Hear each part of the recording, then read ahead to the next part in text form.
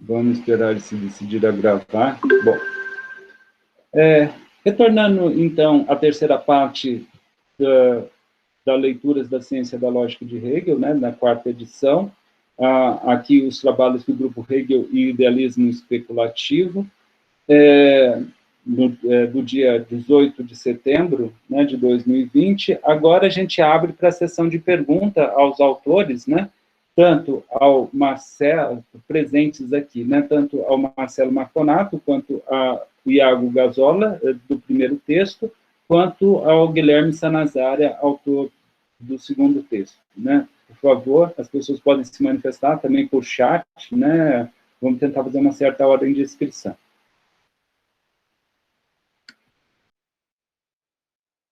Tassinari, se me permite, o Arthur, ele tinha manifestado, então acho que é o Arthur primeiro, depois a Miquela. Então, se o Arthur quiser abrir o microfone ou digitar, como preferir. Perfeito. Arthur, por favor.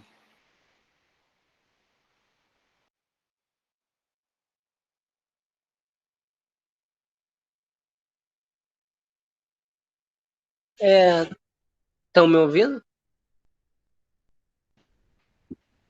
Sim, pode falar. Eu estou ainda começando a estudar ciência da lógica, no caso. Estou bem no início ainda, eu estou mais ligado à tradição marxista. E com relação à segunda apresentação, teve um momento que falou da relação do entendimento e dialética. A minha dúvida é com relação ao papel do entendimento vamos dizer assim,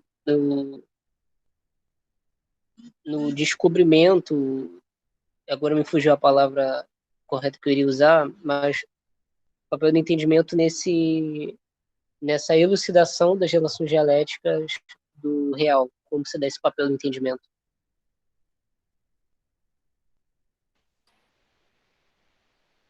Guilherme? É para o Guilherme, né, sua pergunta? Direto assim? Pode já ir? Sim, vamos, eu acho que a gente tem tempo, assim, se as perguntas e respostas forem curtas, a gente pode ir tentando assim. Então, Arthur, muito obrigado pela pergunta. Bom, o que eu tenho para te falar em relação a isso é o seguinte: eu acho que o grande papel do entendimento mediante a dialética é justamente a afirmação, a poder categorizar as coisas, poder determinar elas em algum sentido primeiro. Ou seja, é o próprio iniciar do conhecer da coisa mesmo, né? O que o próprio entendimento não consegue fazer é reconhecer aquilo que ele vai reconhecer, que são as contradições, de seu modo verdadeiro. Isso só a dialética consegue fazer no final das contas, né? E mais profundamente, só o especulativo mesmo, né? Que é reconhecer que essas coisas elas não existem separadamente. Se você olha para a natureza, olha para as coisas, você vê que isso está em um todo no final das contas. Você pode, sim, olhar para os objetos e entender a singularidade de cada um deles. E isso é papel do entendimento, reconhecer a singularidade de cada um daqueles objetos, entender que eles são separados uns dos outros a princípio, mas que na relação desse todo no qual eles existem, eles precisam ter essa ligação. E essa ligação dá justamente para essa unidade que a dialética permite reconhecer no final das contas, como não sendo as coisas excluídas entre si. Como eu tentei colocar no meu texto, em relação ao bem e o mal, ao colorido não colorido, ou seja, são coisas que, no próprio falar delas, elas já se pedem as suas contrárias, né? Então, o entendimento ele fica responsável pela caracterização de cada uma dessas passagens, de cada um desses momentos que a coisa pode ter. Só que o problema dele é que ele não reconhece que isso existe. Então, por isso que esse é o papel da dialética, enquanto uma superação do entendimento. Mas esse é o papel dele, é muito fundamental. Bom, se alguém quiser me corrigir ou acrescentar, por favor, fique à vontade.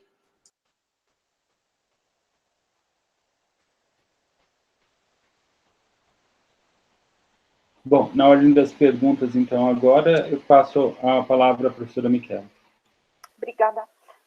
Então, acho que até vou fazer uma coisa bem chata. Vou transformar o meu comentário para o Marcelo numa pergunta agora. Você acha que essa ideia hegeliana de filosofia, então, daquilo que eu acho que é possível interpretar como uma metafilosofia implicitamente presente no sistema hegeliano, né? Então, a tentativa de justificar a ideia de a filosofia que ele apresenta, ele tenta fazer isso. Você acha que funciona? E que é pode ser minimamente atual, que ainda a gente pode falar de uma filosofia sistemática?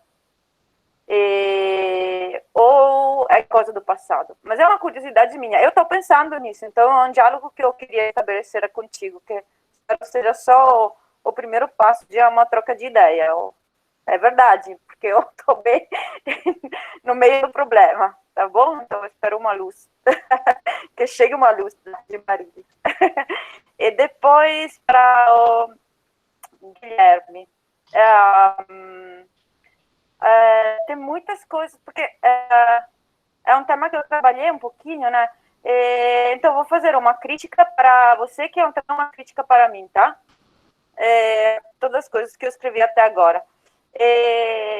Eu basicamente concordo contigo, mas a gente tem um problema.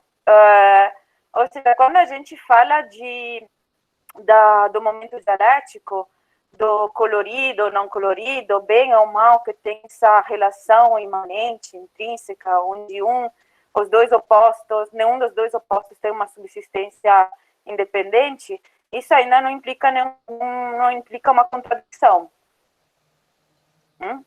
De ser uma relação de oposição de outro tipo. Então, se a gente fala de contradição, a gente teria que explicitar se quer de verdade falar de contradição ou não. Então, quanto radical é o conceito hegeliano de negatividade. Mas nem sei realmente se você precisa chegar até lá na sua apresentação, porque é um problemão gigante. Então, deixo só como ideia sobre a qual pensar. Outra coisa, bem no final, você jogou uma bomba que eu não sei se você precisa mesmo colocar, porque alguém depois vai te perguntar o que é isso.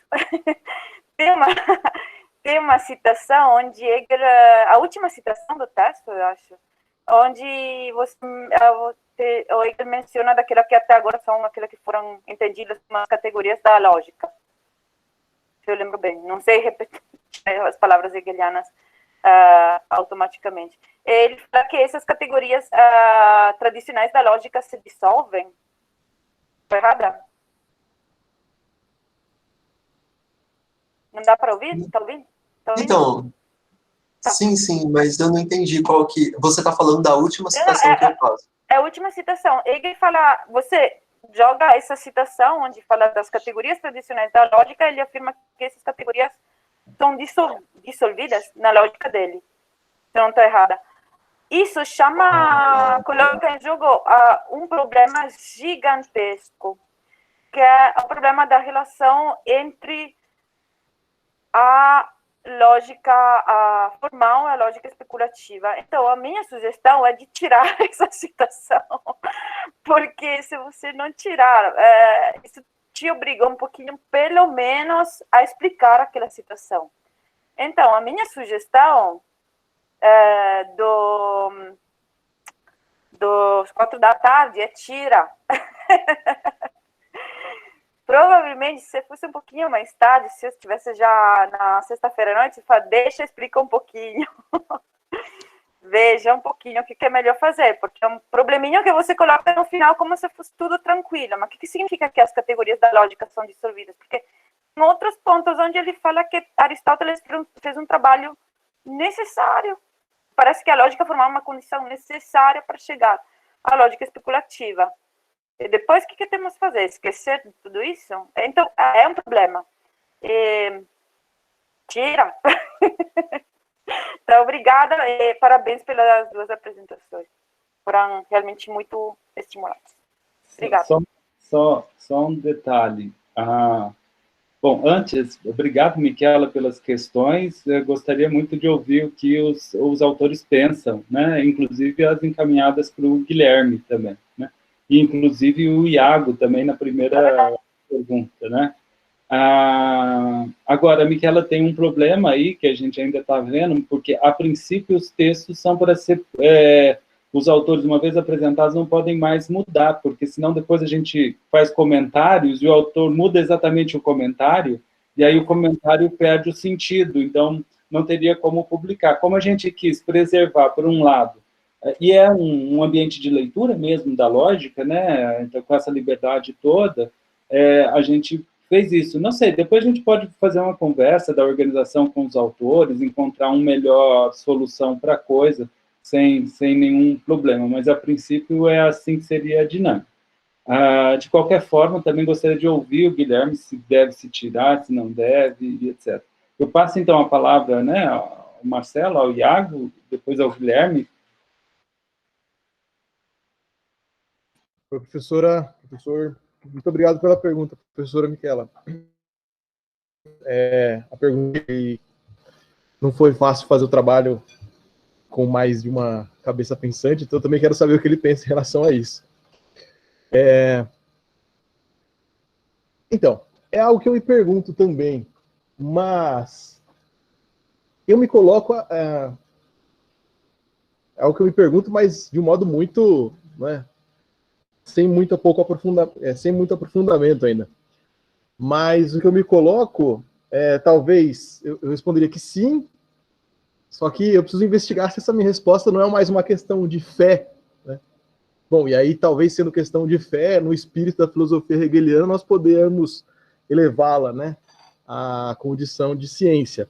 Mas eu acho, né, estou falando aqui, o achar mesmo, eu acho que é o projeto hegeliano, né, é o projeto moderno, principalmente hegeliano, de pensar o todo sistematicamente e organizado por si, concebido por si.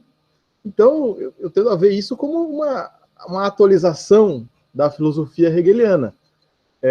Mas, de novo, eu não saberia dizer o quanto que isso é inviável ou se é viável e por quê, e se eu não estou incorrendo em uma certa fé, sabe? Algo que não estaria conseguindo elaborar mais concretamente, propriamente.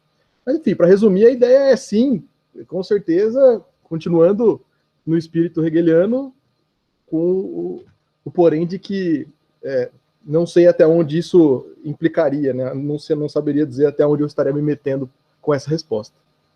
Eu queria saber o que o Iago pensa também. Obrigado, Miquela, pela questão, né? Eu acho muito, muito pertinente esse problema, porque, para mim, é o problema que se destaca sempre quando eu penso em filosofia hegeliana, né? Eu penso assim, e agora, né? Porque eu vejo que ele... vejo muitas coisas interessantes, mas eu acho que esse é o grande problema, o que ele deixa, né? O que sobrou agora, né? Que parece que ele nunca vai deixar de ser atual e, portanto, ele nunca vai permitir que haja alguma outra coisa diferente, um outro sistema, né? Porque ele desenvolve conceitos que se renovam, né? Se a gente for pensar as ocorrências históricas, todas a gente consegue olhar com o olhar hegeliano, né? Parece que a coisa está ali sempre presente, né? Sempre a mesma. Então, por mais que a gente tenha desenvolvimentos na física, descobertas na física, parece que a filosofia da natureza dele não deixa todo esse movimento, né? Lógica, natureza, espírito, parece que continua se renovando, né? Se reafirmando em todos esses movimentos históricos, em tudo que surge depois. Então, eu realmente, é uma coisa que eu busco, toda vez que eu leio, toda vez que eu me ocupo da filosofia hegeliana, sobretudo quando eu vejo essa parte de história da filosofia, né, o que ele vai dizendo, né, porque, querendo ou não, houve sempre uma contraposição de um sistema a outro, buscando responder, por exemplo, o que eu estou estudando agora. Você tem uma certa sistematicidade no Descartes, e aí você encontra uma sistematicidade maior, como até o próprio Hegel fala, né, que toda filosofia sistemática não pode ser sistemática sem o Spinoza, né, a gente não pode pensar, senão, numa filosofia sistemática como a do Spinoza. Então, você vê que ele propõe uma nova. Só que o Hegel, ele tem esse elemento do negativo, da superação, que não permite que haja outro além dele, não haja não haja uma renovação que não seja essa própria filosofia ali se apresentando, né? Com esses três movimentos. Então, com esse movimento, né? Então, realmente, é uma questão que eu me faço também, e eu não sei, eu não tenho uma resposta para isso, né? Parece que, para mim, se for sistemática, tem que ser a maneira hegeliana, e sendo dessa maneira, não tem como ser de outra maneira, né? Mas eu acho que sim, é possível completamente pensar uma filosofia atual, sistemática, se for hegeliana, né? Eu não consigo encontrar um escape a isso, né? Não sei se eu respondi, eu acho que eu coloquei, assim, em bases, assim, joguei muito do que eu vejo, assim, como um problema mesmo, né? Na verdade, eu concordo com você. Eu acho que talvez esse projeto fique menos... sexta-feira. Fique menos doido se a gente pensa que a nossa tarefa de filósofos que acham que essa ideia da filosofia como sistema faz sentido, dá menos medo se a gente pensa ao sistema não como algo que alguém tem que produzir como um resultado. Tipo, eu vou fazer a filosofia sistemática agora. Mas se a gente pensa o sistema como um caminho, como um processo, no qual cada um de nós, com os nossos pensamentos, cada um nas nossas particulares, específicas áreas de pesquisa está trabalhando. Isso significa que cada um tem que ficar bem de olhos abertos hegelianamente, com as áreas científicas que interagem com as nossas pesquisas. Então, com aquilo que está além da nossa filosofia. Hegelianamente, se uma pessoa está trabalhando filosofia da natureza, está trabalhando a ideia da vida, de organismo, tem que olhar para a biologia. Não tem como, tem que partir de lá. Mas não como assunção de dados pressupostos, mas como material de trabalho, work material. Então, eu não acho o projeto tão doido como parece, mas é quase uma chamada que talvez ele vai fazendo para a gente numa ambiente científico onde cada vez mais a gente vai para uma fragmentação dos nossos trabalhos, não só da filosofia como nas outras ciências, mas também dentro da própria filosofia, nas várias áreas da filosofia. Mas realmente esse é o papo da sexta-feira. Vou passar para o Iago e o Marcelo o meu paper para saber o que eles acham do meu paper e sejam inflexíveis.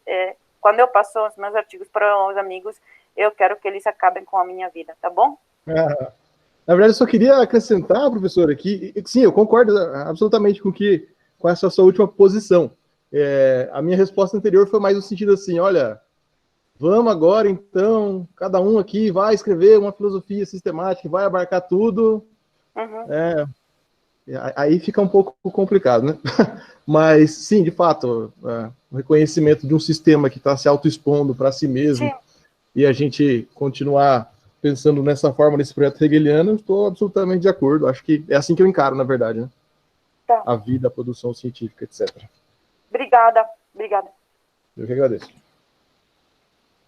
Guilherme, se você me permitir, eu queria fazer um comentário a essa questão antes, porque a ideia, eu acho, dessas perguntas e respostas aqui no grupo, como não é para o trabalho em si, é justamente para a gente buscar aprofundar as questões que foram colocadas. Primeiramente, eu queria agradecer a Michela, né, pela participação, da forma que ela está fazendo, porque, para mim, isso é essencial.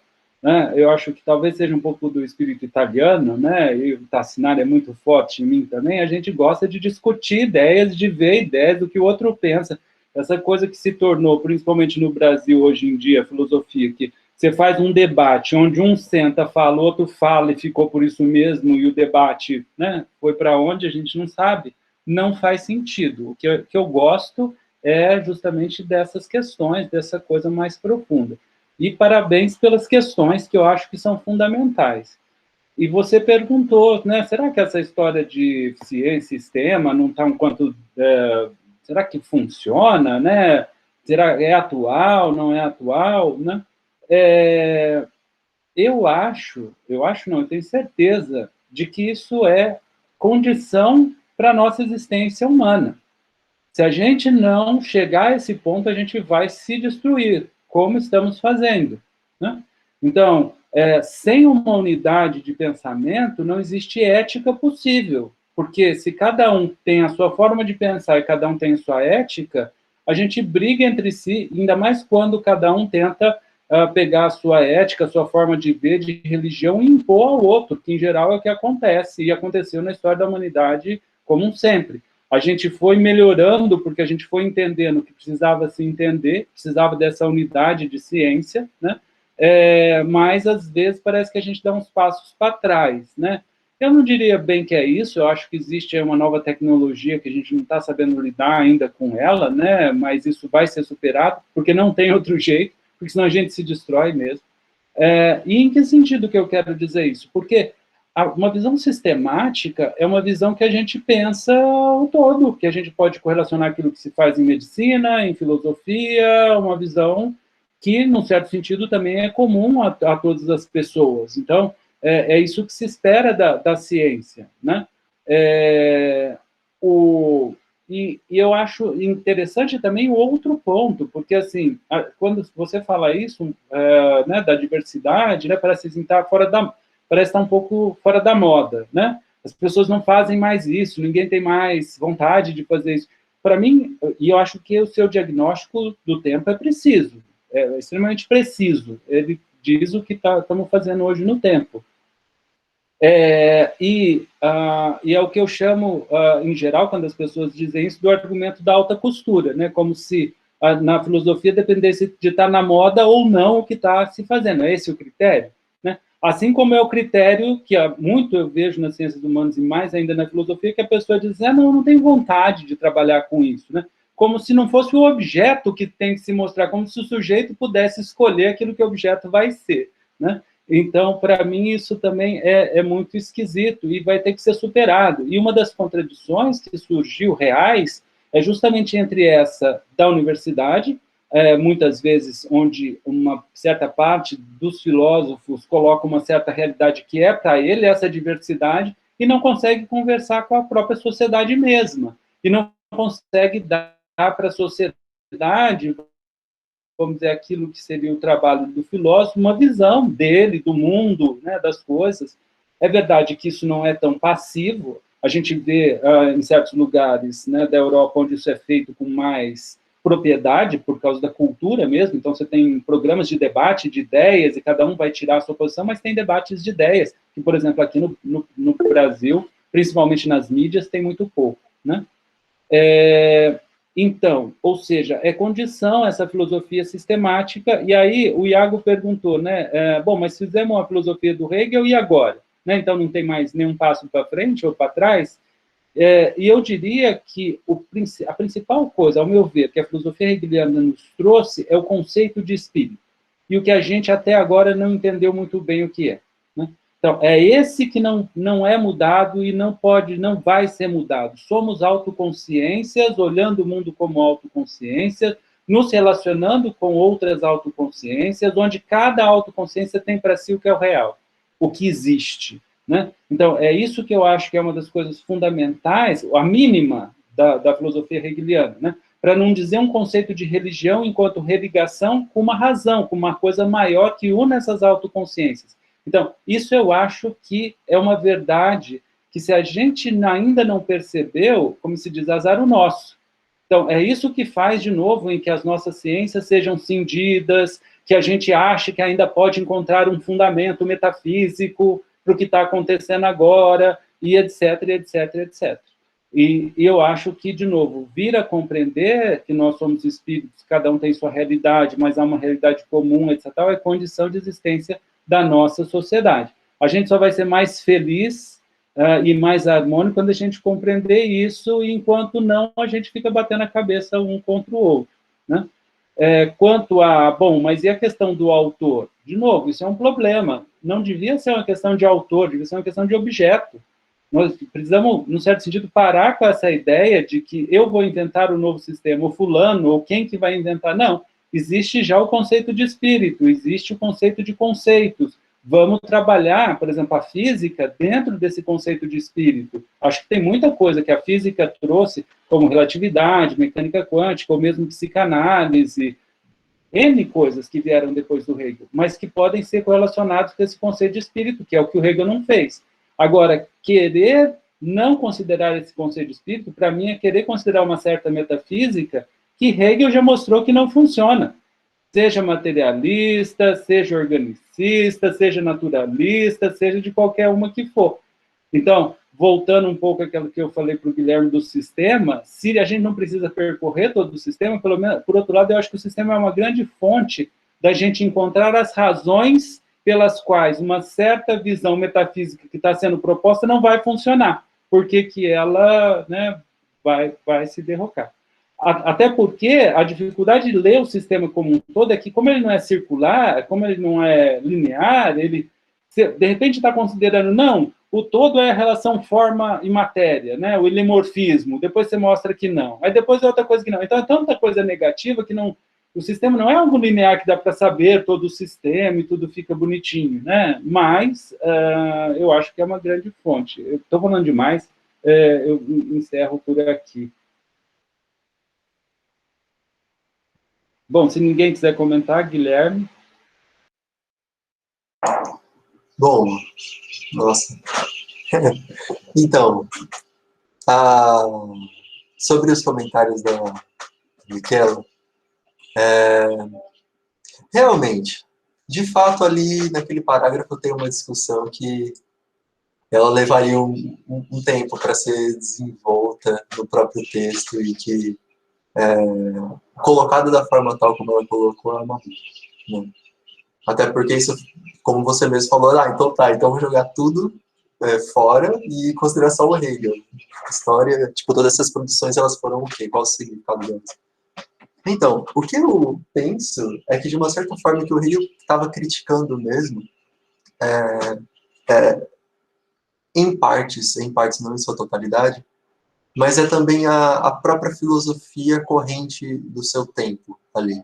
Porque se você, por exemplo, pega em alguns prefácios, por exemplo, o prefácio de 1830, se eu não me engano, da enciclopédia, você tem...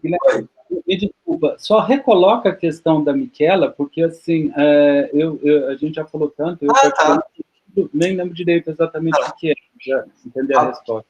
A professora Michela, ela tinha dito, entre outras coisas, que a última citação que eu faço no meu texto, ela levanta alguns problemas, do modo como ela é colocada, ela pede mais desenvolturas sobre aquele parágrafo, porque ele mesmo já levanta as questões, porque o Hegel está falando que as filosofias que partem da reflexão do entendimento, as metafísicas de entendimento, elas já sucumbiram, e aquelas que ainda permanecem ainda no repertório popular, vamos dizer assim, elas ainda precisam sucumbir. E isso eu acho que, de uma certa forma, ele estava referenciando, de uma certa maneira, a incapacidade que algumas pessoas tinham de compreender a própria filosofia dele, na época, tanto que você vai para o prefácio, como eu estava dizendo, da enciclopédia, você vê lá ele falando, vocês não estão entendendo, tipo, vocês não estão conseguindo, por exemplo, entender que nos conceitos só há os conceitos para pensar, e vocês estão buscando uma confirmação e uma representação que te dê uma sustentabilidade dessas coisas, né? Então, justamente porque as pessoas, elas queriam compreender a filosofia hegeliana não tal como ela deve ser compreendida no seu próprio movimento, nesse próprio abandonar seu objeto, mas utilizando-se da reflexão do entendimento somente. Então, dava essas diversas contraposições à filosofia hegeliana, que, de uma certa forma, eu acho que é isso que ali ele está querendo dizer, né? Ou seja, uma certa resposta. E também para alguns sistemas filosóficos, que, no caso, pela questão histórica, não foram os próprios autores que fizeram essa crítica ao Hegel, mas é o Hegel que volta a esses diversos autores na história da filosofia e mostra como, tal como o Tassinari estava falando até agora, existem alguns sistemas que não se sustentam, que se for assim, eles mesmos não têm essa base de si próprio, né? Então, acaba que eu acho que é mais ou menos por aí que ele está criticando aquele parágrafo. Eu acho que ele deve ser mantido, se nesse texto ele puder ser reelaborado no futuro, não para agora na questão do evento. Eu acho que ele deve ser mantido, mas deve ser esmiuçado, né? Não sei também se vai sair um pouco fora do próprio assunto do texto, se eu fizer isso. Eu teria que recolocar, tirar aquilo do final, talvez. Mas, de maneira geral, eu acho que é isso. Né? Eu acho que o seu comentário ele vai dar a razão de ainda estar ali, aquele parâmetro. Então, eu agradeço muito, muitas críticas e todos os apontamentos que você fez. Muito obrigado.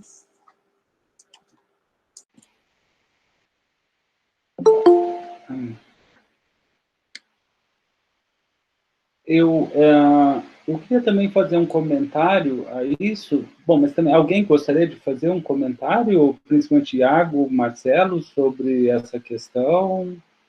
Apesar que, principalmente no final da Michela, foi uma questão bastante específica sobre a ciência da lógica, né, e a questão da lógica formal ou simbólica com a lógica hegeliana.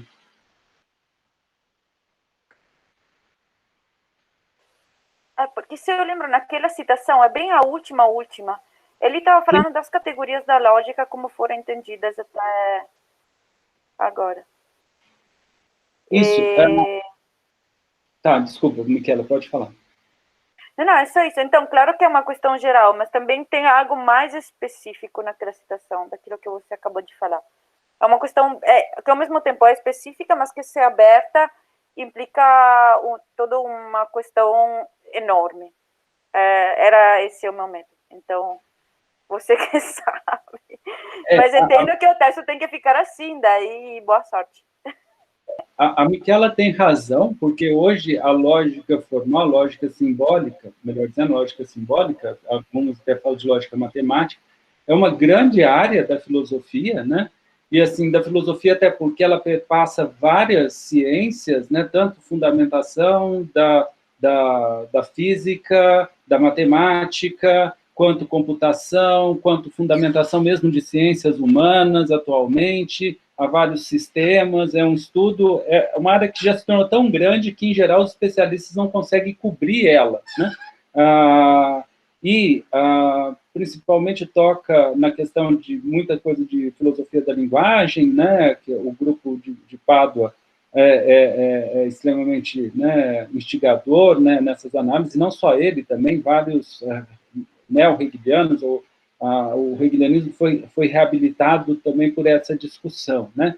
Então, de novo, uma grande pergunta, né? Será que o que a gente faz, então, com a lógica formal, né? Com a lógica simbólica, né?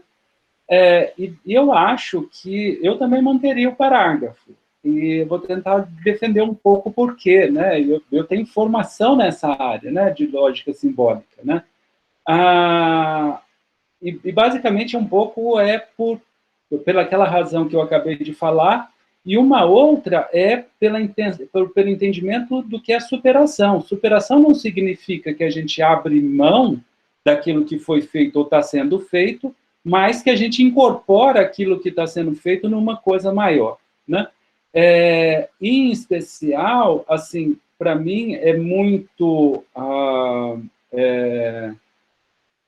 eu sinto falta, vamos colocar assim, desses trabalhos em lógica formal, de fazer justamente a passagem, a relação com a outra parte, seja da filosofia, seja da realidade, como se a gente pudesse criar lógicas, e pelo princípio da liberdade lógica, que é um princípio, né, defendido por mim, pela professora do Otaviano, num artigo, isso pode ser feito, os autores têm toda a liberdade de fazê-lo, é assim mesmo, mas em termos filosóficos mais amplos, tem essa correlação dos sistemas lógicos propostos com a realidade, né? E, ao meu ver, aí justamente ocorre isso, quer dizer, que o pensar é tão livre que ele consegue criar para si esses diversos sistemas, e mais ainda, que essa liberdade do pensar não consegue ser captada dentro de um sistema formal, né? E esse pensar é um pensar concreto também, né, que pensa essa totalidade. Então, mais do que nunca, também a filosofia hegeliana, no seu sentido geral, principalmente com o seu conceito de pensar sobre o pensar, que está relacionado ao conceito de espírito, é essencial para essa reconciliação entre essa disciplina e as vários aspectos da vida humana, né? Então, acho que Hegel está correto, a gente precisa parar de pensar nesses termos só abstratos, como a gente faz, e exigir um certo trazer para categorias que consigam nos reconciliar, né, com o todo, né? Inclusive, e aí, né, um aspecto que, em geral, eu insisto, que ninguém gosta, ninguém é muita pouca gente, mas que eu insisto, é da religião. Não da religião pensada institucionalmente só, mas principalmente da história do religar com uma substância que nos dá existência, seja ela Deus ou natureza, Deus ou universo físico, Deus ou Deus cristão, mas isso tem que voltar a ser tema das discussões em filosofia, porque as pessoas têm suas próprias religiões, como, por exemplo, que o universo físico é Deus, e tomam isso de barato, e não é. Filosofia nada está barato, tudo é muito caro de ser discutido e apresentado. Então, esse é um tema também que eu acho que precisaria voltar. É isso. Alguém... Gabriel, só uma coisa, Ricardo, brevíssimo. Eu concordo contigo, mas a coisa interessante daquela citação é que o verbo, eu precisaria ver o alemão, é que parece que ele usa o verbo dissolvidas, não suprassumidas. Seria interessante entender, deve ser auflösen, acho, mas não sei, porque eu não vi o alemão. Seria interessante entender porque ele usa aquele verbo, o que ele quer dizer, só isso. Sobre a religião, concordo completamente contigo, sobretudo considerando que agora a gente tem muito mais working material do Hegel.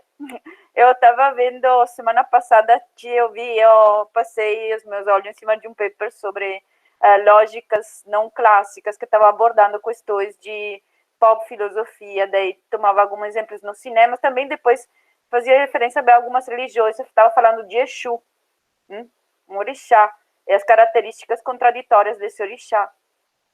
Então, não só de religiões, eu também vou para a institucionalização das religiões, porque são formas nas quais a religião se incorpora. Daí é fundamental a gente pensar sobre isso, porque torna o nosso pensamento concreto. Ponto final, não vou mais falar nada. Gente, eu preciso sair agora, desculpa, é que vocês sabem, já falei a primeira vez. Que eu estava aqui agora. Eu concordo com tudo que você disse também, Michela, e obrigado pela participação. Obrigada. Até semana que vem, quando é a próxima? Vai ter outro encontro? Vai ser a última, eu acho que vai ser uma apresentação só. Perfeito. Então, obrigada, até semana que vem. Parabéns para os palestrantes. Tchau. Agradeço, professora. Tchau. Gabriel, você tem uma questão? Oi, boa tarde. Sim, é uma questão bem simples. É que eu não sei exatamente se a Michela comentou disso, que pena que ela saiu agora, porque minha internet caiu bem na hora que eu retornei e parecia que ela estava falando algo relacionado a isso, mas eu não sei exatamente se ela tocou nesse ponto. Vai estar gravado, né? Bom que eu vou poder assistir depois. Mas na página 2 do texto do Marcelo, do Iago e do Fabrício, vocês têm uma frase que vocês falam: a crítica kantiana, ao compreender de Hegel, fora muito benevolente às coisas, pois salvar o mundo fenomênico da contradição, atribuindo ao sujeito. Eu fiquei em dúvida em qual seria essa contradição, porque eu vi que vocês usam essa palavra depois, mais para frente, contradições, né? Vocês usam ela no plural. E o Hegel, falando que o Hegel soluciona essas contradições. Quais seriam essas contradições, ou qual seria?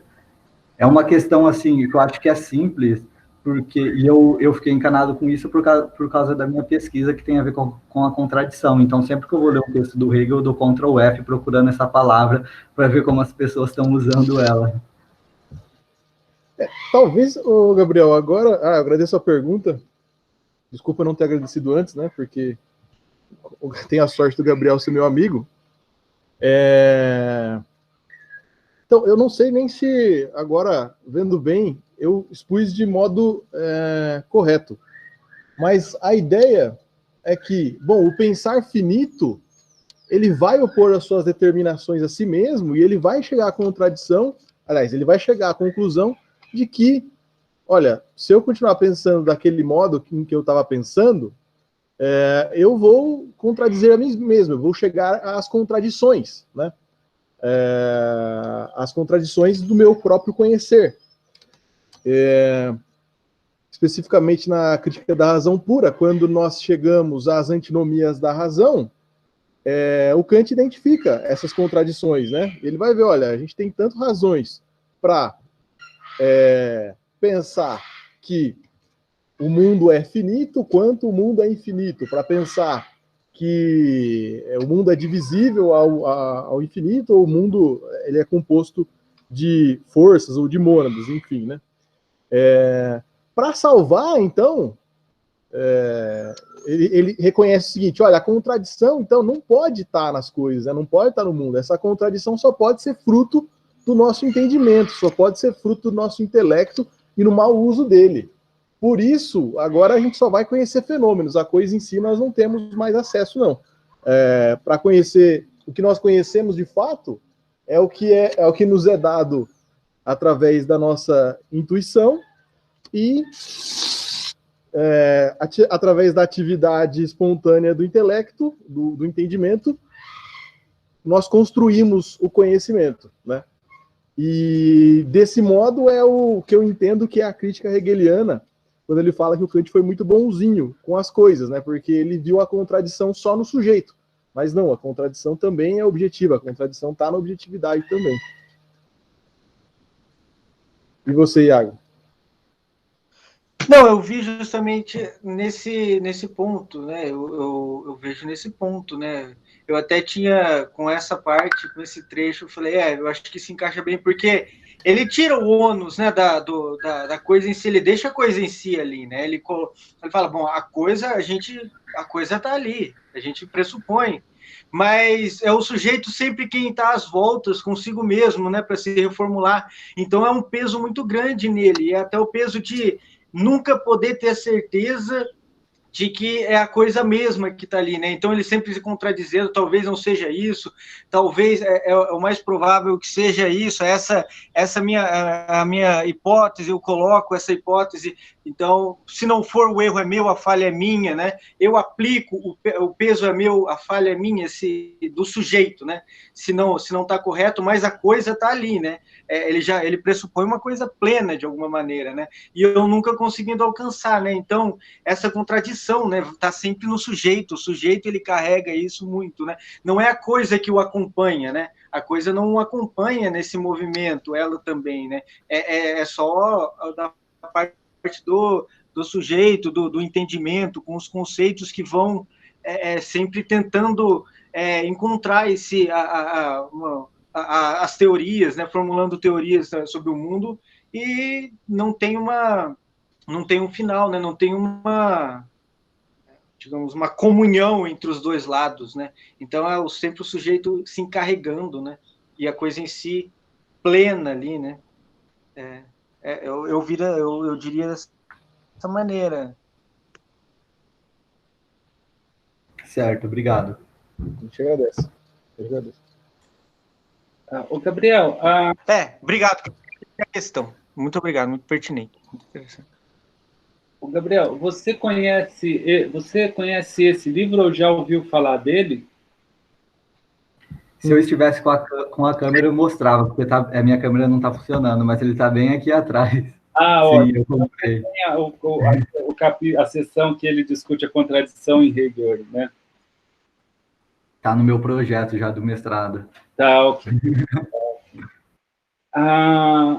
Bom, é isso. Alguém mais gostaria de colocar alguma questão relativo, né, ao que foi apresentado, ao que foi discutido? Tassinari, se eu puder falar mais uma questão, na verdade eu fiquei pensando isso depois, talvez seria até um comentário, porque eu estava entendendo os comentários como algo mais crítico, mas também poderiam ser feitos comentários elogiosos. Por isso que eu não falei em todas as apresentações, porque eu estava achando que seria mais para tecer as críticas, né, pontos falhos, mas eu poderia ter elogiado. Eu fiquei bem surpreso com o texto do Guilherme, porque uma questão que eu estava pensando era assim, como ele vai, conforme ele ia lendo, eu estava pensando, como ele vai juntar a questão do método com o conteúdo, né? Cadê o conteúdo que ele não está mencionando só o método? e no final ele chegou naquelas duas observações que ele enumera, ponto 1, ponto 2, e ele unificou, né, esses dois aspectos. Então, eu achei isso bem interessante. As perguntas que eu ia formular para ele, quando chegou naquele ponto, já foram respondidas, então eu acabei não precisando formulá-las. Então, era só esse comentário, já que eu fiz a questão para o Marcelo e para o Iago, também esclarecer esse ponto para o Guilherme. Talvez uma coisa que a gente possa fazer, Gabriel, já que você ia fazer essas colocações, e elas não são críticas exatamente, pode depois rever as palestras e ver se você quer acrescentar elas depois na forma da publicação.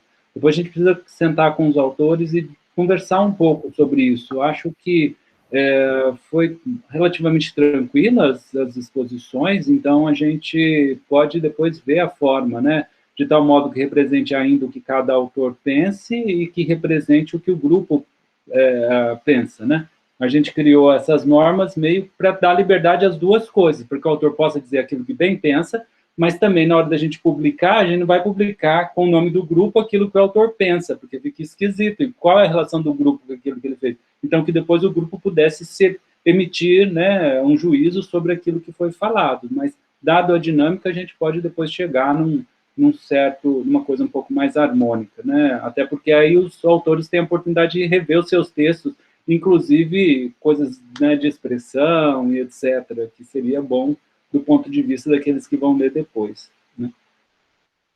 Sim, concordo.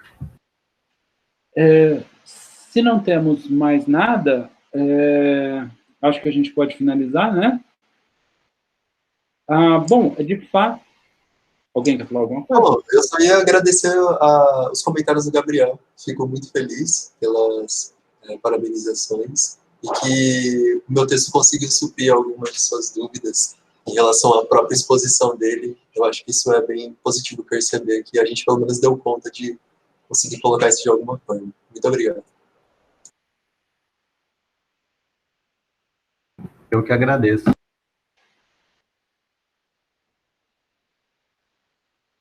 Bem, de fato, assim, os comentários últimos expressam bem aquilo que eu tenho sentido dos seminários. Eu acho que foi muito mais positivo do que a gente já achava que ia ser, né? Acho que está sendo uma troca muito boa entre os alunos, muito mais dinâmico até do que algumas formas que a gente adotou anteriormente, né? Acho que as pessoas estão mais dispostas, estão desenvolvendo mais aquilo que pensam, a gente está fazendo um diálogo mais crítico, né, e, num certo sentido, aprofundando o estudo em Hegel, né, e, assim, eu, de fato, tenho ficado muito contente com o resultado do seminário. Quero parabenizar todos os autores, né, que apresentaram até agora. Nossa, para mim, assim, foi um ganho extremo. Vamos até repensar as atividades do grupo, né, depois dos seminários, a partir daqui. Mas, de qualquer forma, então, queria agradecer a todos, né, e parabenizar, né, por esse belo evento que, no final das contas, está ficando, né. Mas é isso, né, a gente vai, então, ficando por aqui, né, eu quero desejar um bom final de semana a todos, e nós ficamos por aqui e voltamos a semana que vem.